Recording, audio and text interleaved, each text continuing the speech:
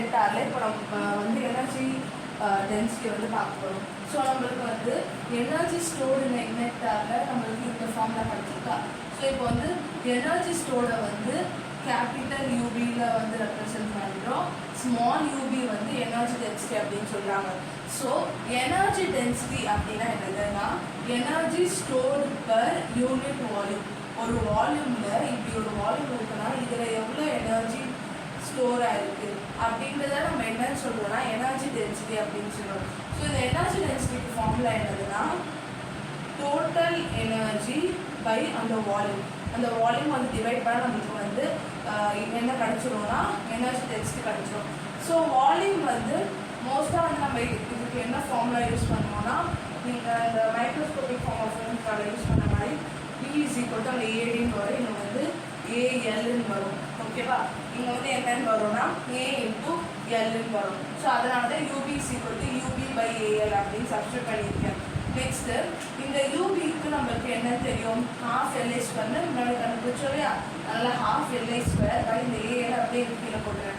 So இந்த எல்லுக்கு வந்து இதுக்கு முன்னாடி கொடுத்துருப்பாங்க ஒரு ஈக்குவேஷன், இண்டக்டன்ஸ் எப்படி கண்டுபிடிக்கணும் அப்படின்ட்டு. ஸோ அங்கே இந்த ஃபார்முலா இருக்கும் mu naught n square AL, L is equal to mu naught n square AL. அப்போ வந்து நான் அதை சப்ஸ்டியூட் பண்ணுறேன், mu naught n square AL I square by AL. இந்த இங்கே கீழே இருக்கிற ஏஎல்லோ நெக்ஸ்ட்டு எல் இருக்கிற இடத்துல நம்ம ஒரு ஏஎல் சப்ஸ்டியூட் பண்ணலையா, அது ரெண்டுமே கேன்சல் ஆகிடும். அது ரெண்டுமே என்ன ஆகிடும், நம்மளுக்கு வந்து கேன்சல் ஆகிடும். நீங்கள் இந்த எல்லையும் இந்த எல்லையும் மாற்றி கேன்சல் பண்ணிடக்கூடாது. இந்த எல்ன்றது லென்த்து, இந்த எல்ன்றது இண்டக்டன்ஸ். அதில் நம்ம வந்து என்னமா இருக்கணும், கவனமாக இருக்கணும். இப்போ வந்து mu naught n square I square by 2ன்னு இருக்குன்னு வச்சுக்கோங்க.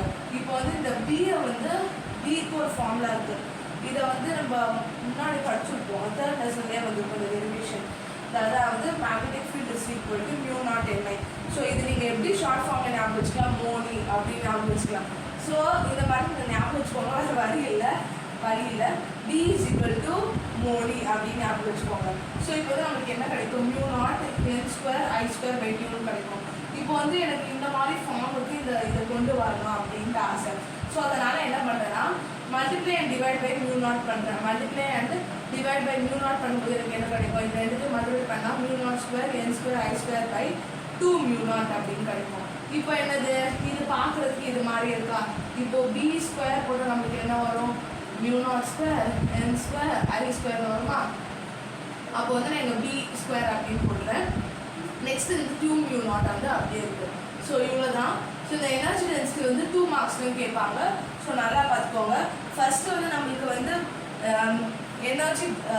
எனர்ஜின்றது total energy is equal to half LA square. இதுவே எனர்ஜி டென்சிட்டி வந்து என்னது, B square by 2 mu naught. So இந்த கொஸ்டின் உங்களுக்கு நல்லா புரிஞ்சிருக்கும்னு நினைக்கிறேன் my dear students. Thank you for வாட்சிங் சாட் ஃபிசிக்ஸ்.